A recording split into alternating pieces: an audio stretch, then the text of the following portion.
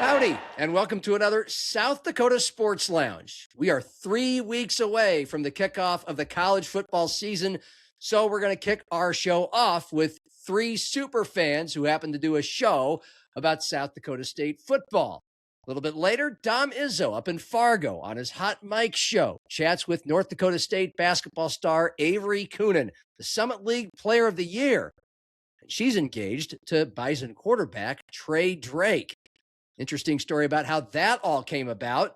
We'll go out to Rapid City, and Nate Brown has the head coach of Rapid City Post-22 Legion Baseball, the state champions, and we'll land the plane with baseball in Sioux Falls. The Canaries, once again, a playoff-bound team, and the heart and soul of their team is named Mike Hart.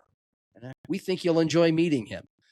But we will start the show with South Dakota State football. The Jackrabbits are picked to win the Missouri Valley Football Conference, which, of course, is no longer with NDSU. The Bison are in the FBS, out in the Mountain West. So the Jacks are heavy favorites, and they're in the top 5 of just about any FC poll that has come out or will come out before the season starts on August 29th. I had a chance to have a 75-minute conversation with the boys from Jackrabbit Illustrated, a podcast since 2020. In fact, they have 4 podcasts now.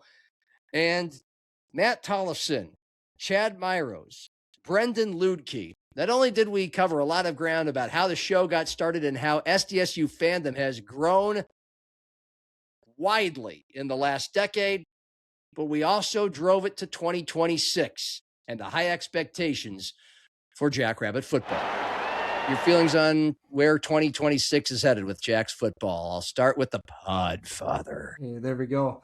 All right. I do think, we are that number 2 team in the country. From just what we bring back, the amount of talent, the amount of depth that was created last year because of all the injuries. We don't know. We can say we're excited about the transfers, but we don't know. We don't know until we actually see them out there and actually in MVFC play. We maybe had some fool's gold last year where we thought some of the transfers we brought in were really going to help us out. And by the end of the season, we didn't see them a lot on the field. So we don't know yet with that. But, man, you got to feel good about the wide receivers. You got to feel good about the linebackers. We do need that depth, that defensive line group. I know you had Matt on yesterday, and he thinks it's all there with the defensive line and just getting that 10 deep rotation again. And that would be great. And I do, John, anticipate this year we see maybe some freshmen as well. Just with that new 5-for-5 rule, I think we're actually going to see some more freshmen just playing just because they can and being in the rotation. So we'll see. Brendan? I think the potential of this team is through the roof. Potential-wise, if the O-line plays up to what their talent is, you have a couple of these young running backs develop into a good running back with their understanding of the offense and everything. The potential's through the roof. The trouble is you've got a Montana State team that rightfully so is being compared to potentially a 2023 SDSU because of how much they've brought back from that title team that was very talented. But as far as the SDSU roster, I think if you didn't have the season prior and you just looked at this roster and the talent and everything that's on it, the hype behind this team would be astronomical. But the reality is you were 9-5 last year. You didn't make the semifinals for the first time in 6 seasons. I don't know if it's better than 3 quarterfinals in a row, but I think that's okay. And then I'm sure you guys get tired of that one. Well, if that's what you want to put on a banner and hang, go ahead. But I think this team has the potential to be extremely good, but the Valley is really good this year. Really good with the amount of the star quarterbacks that are coming back and the amount of retention there was in the Valley of good players. It's going to be a really, really fun season. Chad? Well, I'll give you the coach answer. I like the guys we got.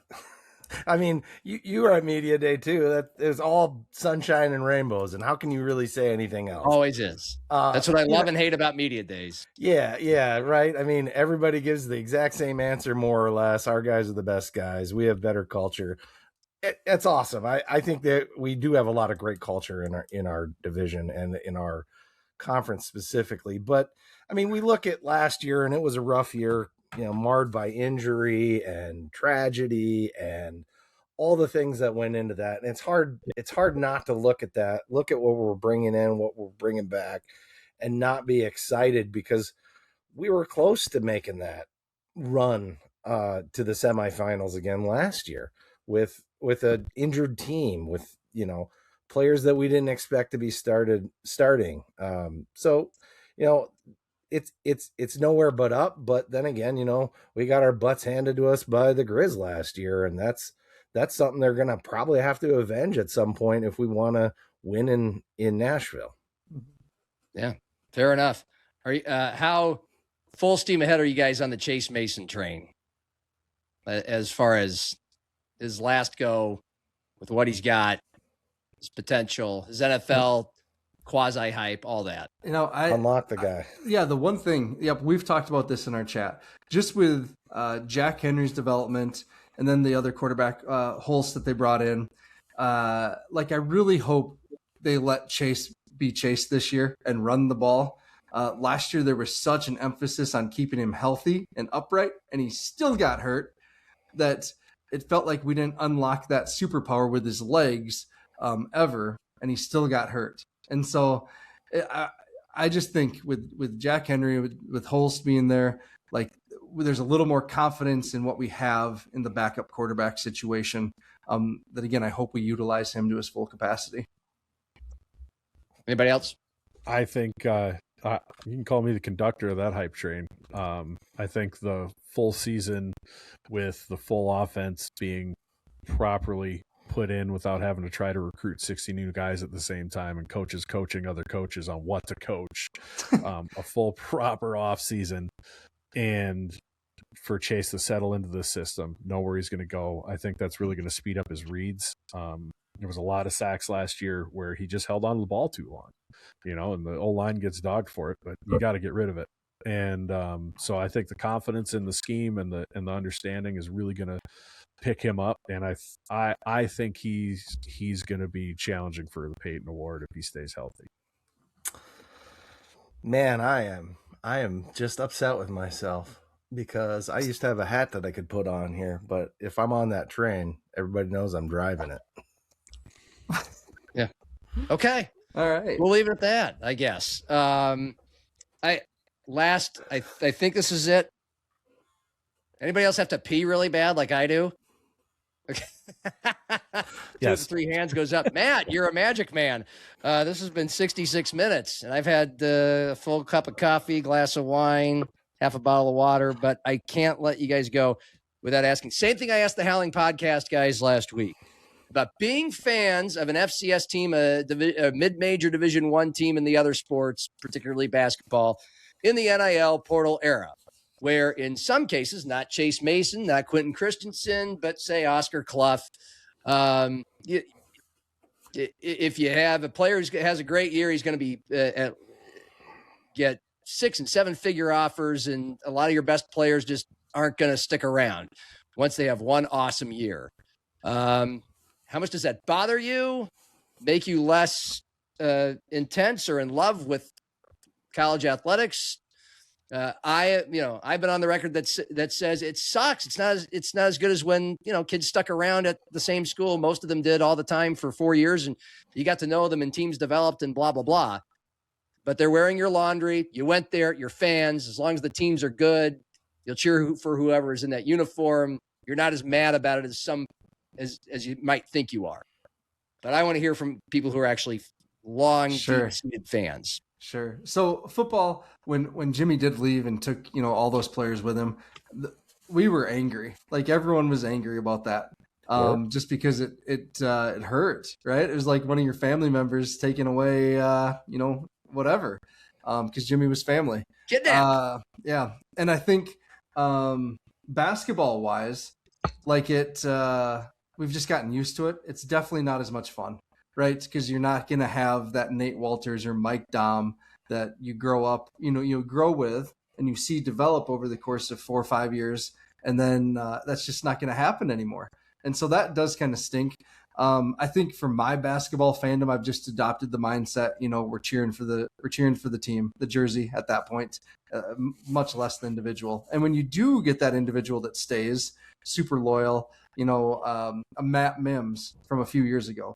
Matt Mims is a Jackrabbit fan favorite. He was never the best player, but he's playing ball in Australia right now. And the amount of Jackrabbit fans that interact with his stuff on Instagram is so cool to see. People love him still and keeping up with his journey over there. And so I think those players that do stick around are going to be the ones that Jackrabbit fans love.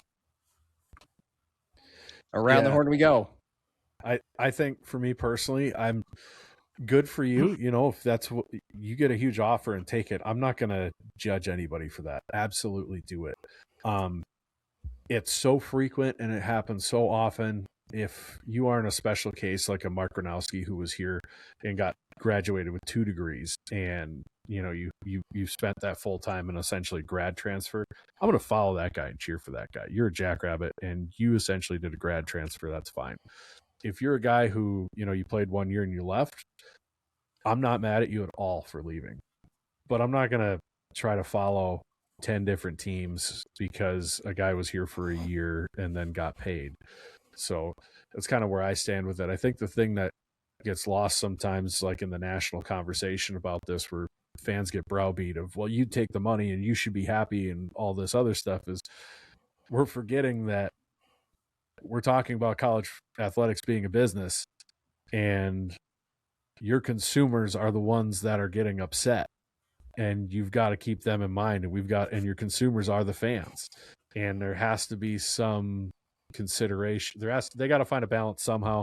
That's way above that's so complicated when it gets into that stuff that I can't give a good right, wrong, otherwise opinion, but you've got to find a balance somehow. Just continuing to tell fans that, no, this is the way it is. You're going to like it and you need to like it. And you're a bad person if you don't like it.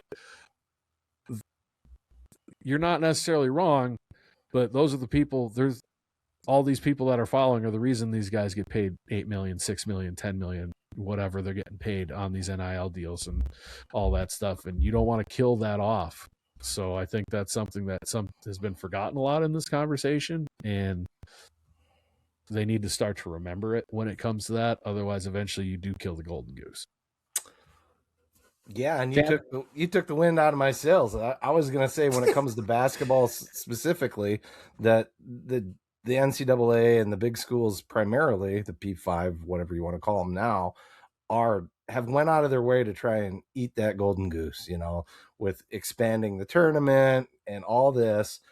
The tournament's not going to be fun if there's no Cinderellas. If it's all Big Ten, SEC, ACC teams, people are going to care less. I mean, sure, those fan bases will care just as much, right? They don't care. But I mean, that's what made it fun, is having a 16 beat a 1, right? Like, that was crazy. That's what you watch March Madness for. I'm more of a wrestling guy. We've seen it in wrestling a bit, even at SDSU to a lesser degree in wrestling, because there's just not so many spots available. But it's kind of ruined my fandom for basketball at the level that it once was, because it's hard to follow a team like they were saying with Mike Dom and Nate Walters, Megan Vogel, whatever, be it on the women's side. If those people are transferring every year, I couldn't even name half of our team this year, because I know a couple, 2-3 guys that were there. There were some guys that left for other reasons, cool, whatever. But yeah, it makes it difficult to follow and really get energized about it. Up to Fargo and Hot Mike with Dom Izzo, which brought in a power couple in North Dakota State athletics. Last time she was here, she was telling us about coming back for another year of Bison basketball, which we'll talk about. But there's some other breaking news going on in Avery Koenen's life. It's great to see you. Happy Friday. How are you? thanks for coming by. Yeah. Thanks. So there's been a little things happening in your life. Yeah. You got engaged. Yeah. Congratulations. Thank you. I appreciate it. So for people that don't know, and I've been late on this. You and Trey Drake have been dating for how long? Less than a year. Is that right? Yeah. No kidding. Under a year. Yep. So I don't feel that bad about that. 'Cause I found this. I only found out not that long ago. You weren't too far behind on everything. So I found out you guys were dating. I'm like, well, that's cool. And then you gotta tell the story from there of actually how you guys met. Yeah. So, well, I guess it was your show is kind of where we crossed paths to start. By the way, there's our guest lineup that day with you guys on. There's the day, July 11th, and there we had Trey on. That's from him. Yeah, right. Wait a minute, because we had Trey on, and then that from his house right after he came out to Fargo. And I believe when you and I talked, you were in Chicago for this interview we did. Yep. Exactly right. Oh my gosh, it's so crazy to look at. That's actually insane. So you guys, you take the story from there. Yeah. So I guess when we were on your show, we both obviously like saw the post and we were both tagged in it. Yeah. And from what I've heard from his side is that his mom saw it and was like, hey, like, look at her. Like, she looks like a nice girl. Like, kind of stalked me a little bit on social media a little bit. And my mom did the same thing with him. And both my parents obviously watched, like, the full show. So, like, heard him talk and probably just thought, like, oh, looked like a nice guy. And that was pretty much it from there. Just kind of, we connected through just social media. Obviously, he's out in New York, and we weren't even on campus yet. So we definitely knew who each other were. And then came in our freshman year and got to know each other a little bit there. Didn't really work out at that time and wasn't in God's timing at that time. But then later on, this past year has been crazy. But, been dating for under a year. But did he ask you out or you ask him? Yeah, he asked me out. How'd that go? Good. Yeah. Yep. Clearly it went well, but was there? But you had known each other for a bit, so was it nervous? Was it nerves like first date kind of stuff? Honestly, no. We say our first date was the freshman year.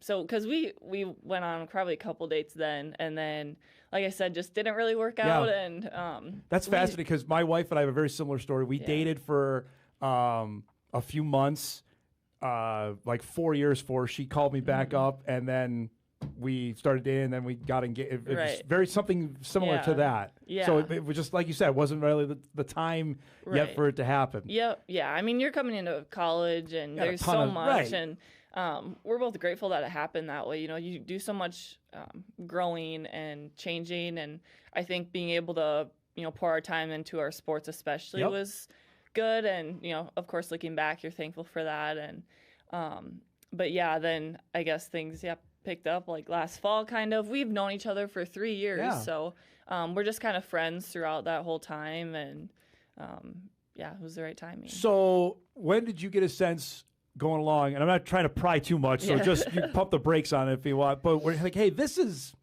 beyond maybe something that might be serious, I guess. Well, we both kind of knew, I would like to say, even freshman year, that it was something different. But I guess a lot of that is maybe more personal, but pretty early on in our relationship, it was pretty obvious that, like, okay, we've known each other, now we're dating, it's the right fit, met each other's families. That's a big deal. Early, just everything clicked. And I think probably a lot of people, when they meet their person and their future spouse, they probably say that as like, that kind of all just like clicked and made sense right away. And that's kind of how it was for us too. So my spidey sense was off, but I know I see him at games afterwards because I talk just whatever. And I have not seen you at football. So are you like covertly there when you've gone to the football games? I guess that was like the start of everything last year. So, I guess it was probably more towards the end of their season even that I was around, but I was at the games. I was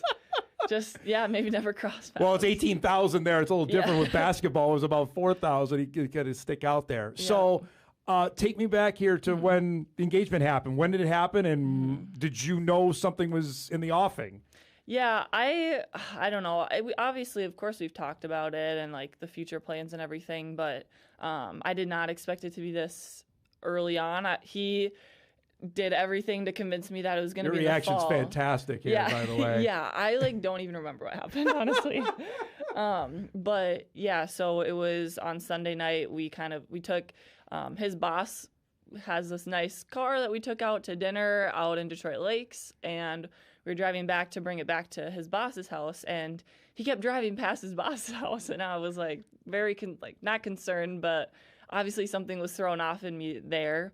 And then we like pulled off, and he's like, let's just go on a walk through this area that we were at, this park, and it was hot out, so I'm like, there's just no way you want to do that right now.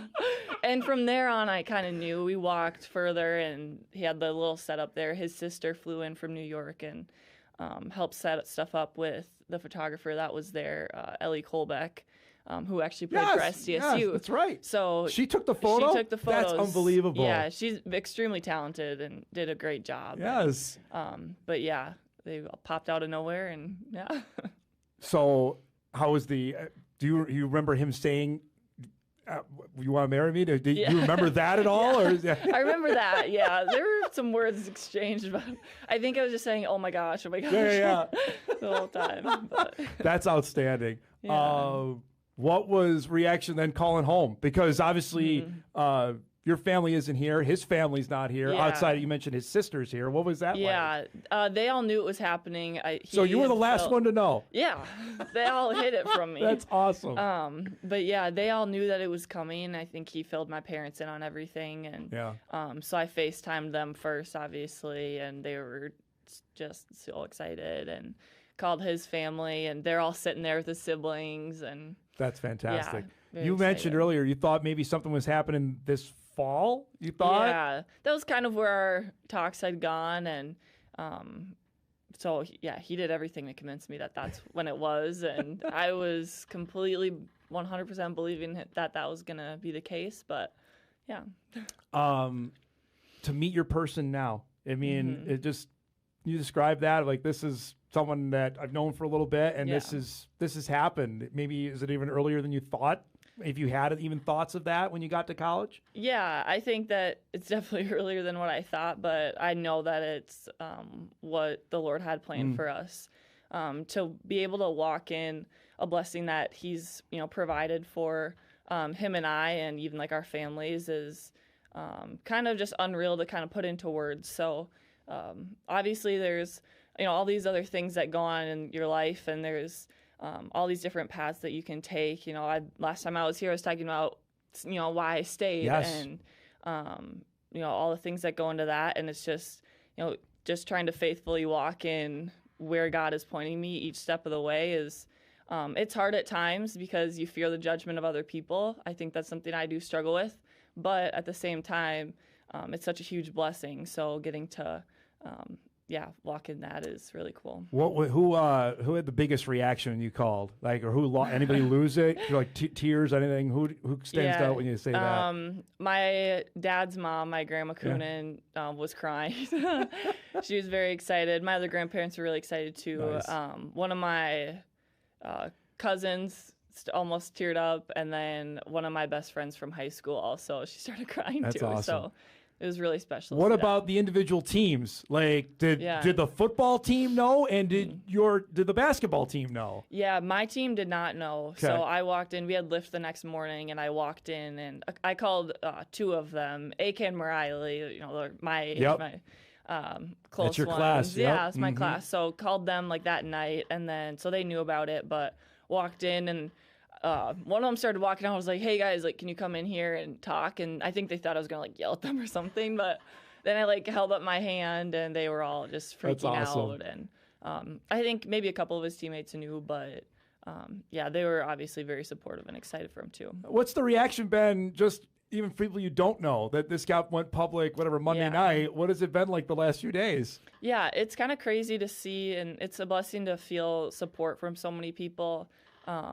that kind of know of us and are excited for us.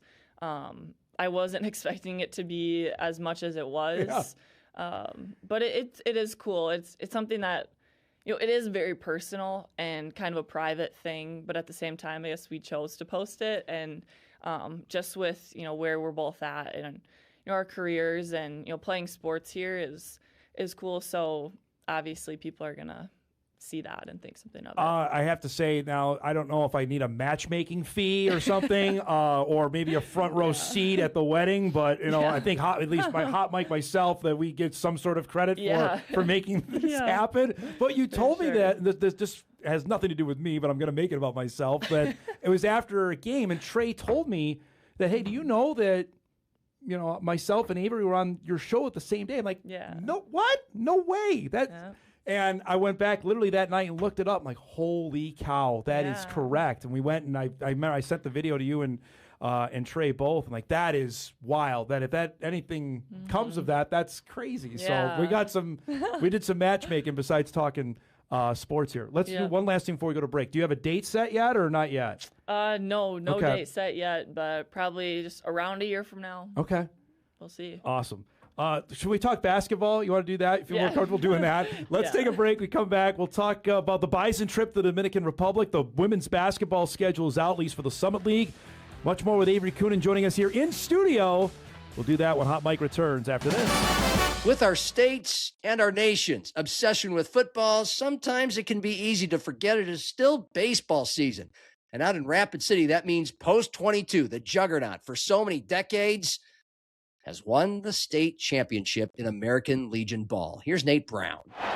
We're talking Post 22 baseball. People are wondering, can the Hard Hats get back on top? And they do in dramatic fashion. They don't get beat in the state tournament. They host the state tournament. They win the state tournament. Nobody took them down. They take down Sioux Falls West a couple of times, one in the championship on Saturday. And Post 22 heading to the Central Plains Regional, Mandan, North Dakota, trying to make a name for South Dakota. But what a season for head coach Rich Downs. He's back with the program. Coach, good to have you back on. How are you? I'm good, Nate. Thanks for having me. I appreciate your time. I've talked to you over the years, so we'll get into this team this year. But what did that feel like being back on top? You're back with the program. You've had such a long history. There was a gap there. What were you thinking about this weekend? Well, I was thinking that we have a graduating class that had never been part of a state championship team, and we were going to do everything we could, to correct that. Okay, so when you think about the players that you had coming in, you talk about some of these leaders. Why were they able to get over the top this year? What did you see? Well, there was just some basic fundamental things that were missing. When we first came in, we saw some things that, the basic fundamentals had not been stressed. The little things make the difference. Being in the right place, understanding the situation, quality pitches, good at bats, having a plan, all those kind of things had kind of been left aside a little bit. And we just reinforced bringing those things back. And that was Coach Plouffe's mantra for all those years: play hard with intelligence. And these kids played hard. I know they played hard in the past. There was none of that. But some of the little things had been missed over, I think. And we just tried to put it all together. And obviously the results speak for themselves at this point. But, these players were just starving for a chance to win a championship. And they bought into some of the things that we brought in, and they jumped on it. And I am so proud of these players with all the injuries that we had to deal with this year. We had to deal with it right before the state tournament, losing our number 2 pitcher. Didn't throw an inning during the tournament. And every time something happened, they just stepped up, got back to work. And, I can't speak enough about what their character is about. Rich Downs joining us tonight. He's the Post 22 head coach. The Hard Hats have won the state championship again. They're 45th in program history. They're going to the Central Plains Regional. We've got their record at 50-12. So going into the state tournament, you were telling me, well, we'll see. I guess we'll see. I felt like you weren't counting anything like, yeah, we got a really great shot here, but you must have thought we can get this done. What did you think, actually, of this program going in? Well, I thought we had a chance, obviously. I mean, it really helps when you play on your home field. You get to go home at night, get a good night's sleep. You're getting good food from mom and dad, and you get the routine built.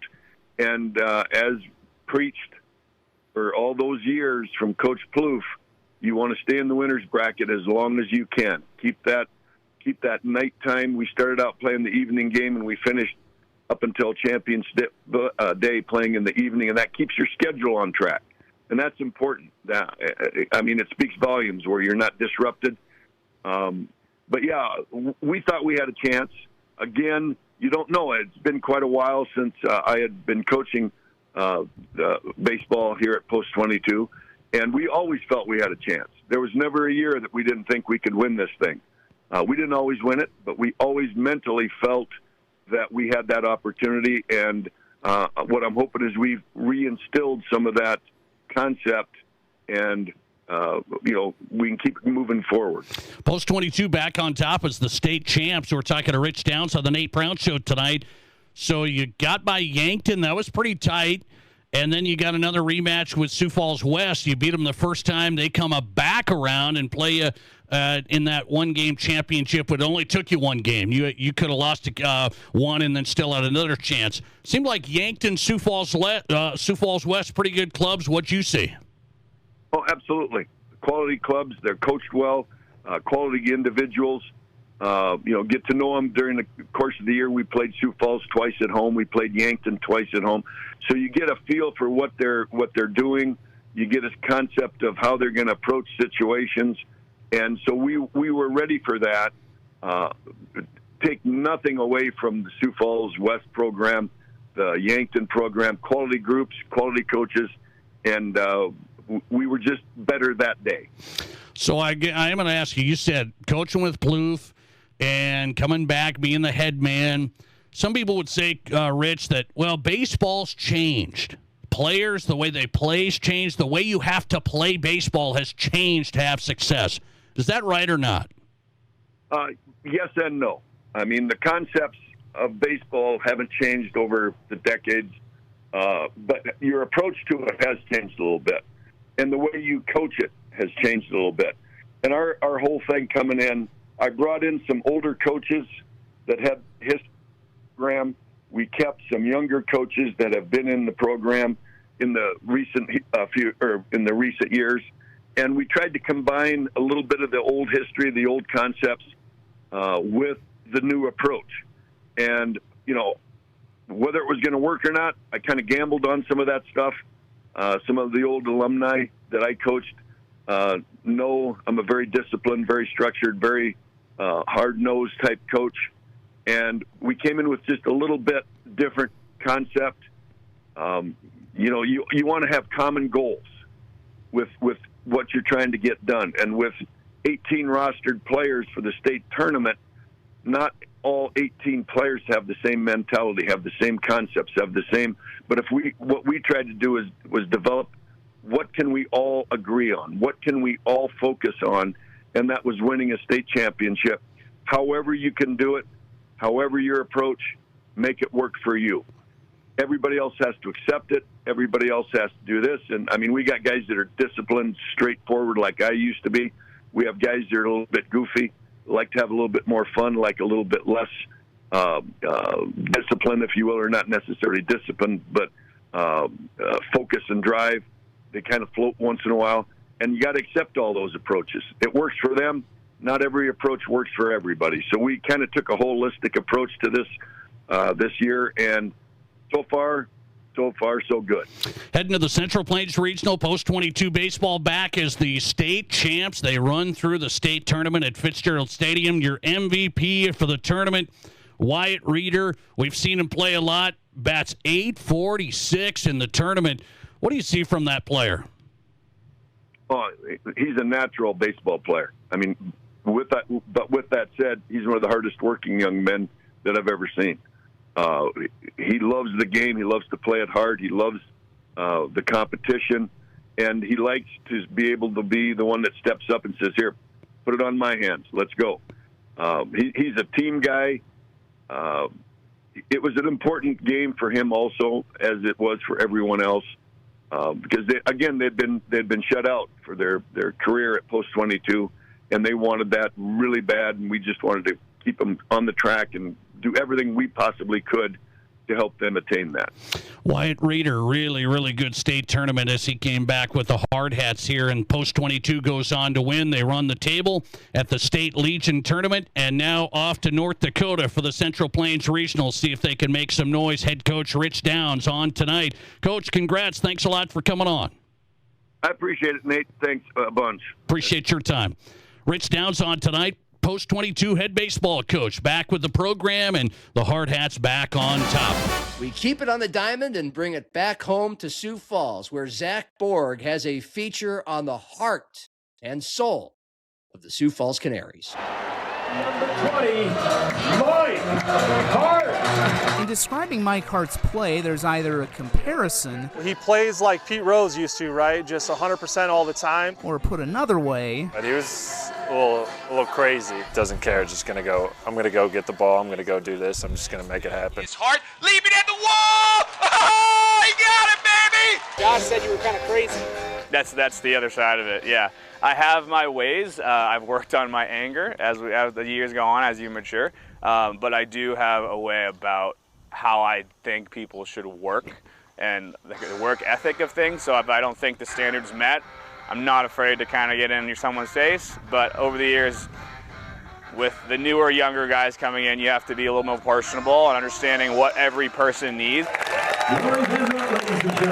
The hard-nosed attitude the Lowell, Massachusetts native developed through friendly competition with his late father. And I've had every problem swinging under the book that I can kind of see it in other guys. I'd be, hey, when I had this problem, this is what I did, this is what I did, this is what I did. So my dad was obviously why I loved baseball and why I got into baseball, and he always would kind of chirp me and say I was better than you, I was always better than you, so it was kind of my job to get better than him. And then one day after college, he goes, you know what, you were better than me.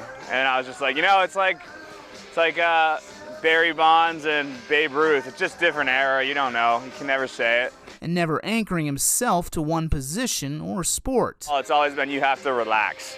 This isn't football. I played 10 years of hockey. This isn't hockey. You can't go out with this aggression every single day. I think it's helped me stay on the field and keep playing with that mentality, but over the years I've learned to tone it down and kind of let the game come to me a little bit more. But I do credit that and my Lowell background and the mental toughness and physical toughness to keep grinding with that chip on my shoulder and make a team every year and make sure I stay on that roster every year. Coming to the Canaries would mean crossing hemispheres after he went undrafted out of UMass Amherst in 2018 and was contacted by manager Mike Meyer. So he was playing in Australia in like the, I don't know what it's called, but it's not like their like big league. It's the town league or whatever. So it's like town ball.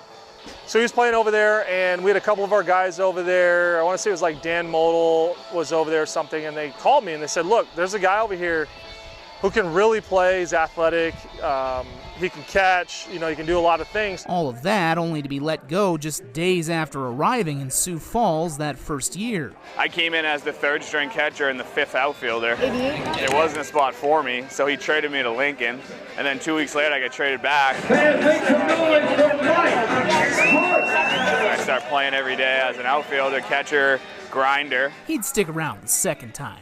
I think the best thing for him is his ability to evolve. Clear one down the left field line, long run for Hart into the bullpen slide. He didn't get it. Oh, doctor! Every offseason he works on something that he can bring to the table for the next season, whether it's hitting for more power, whether it's being more disciplined at the plate, you know, hitting the ball backside as opposed to being a big pull guy. Mike would go on to play in nearly all of the Birds games for the next 4 seasons, winning Rookie of the Year in 2019. He began to want more out of baseball, and after playing elsewhere in 2022, agreed to return to a Canaries franchise under new ownership in 2023, under one condition. But I want to come back in a coaching role. I'd like to try to turn my career over to the next chapter.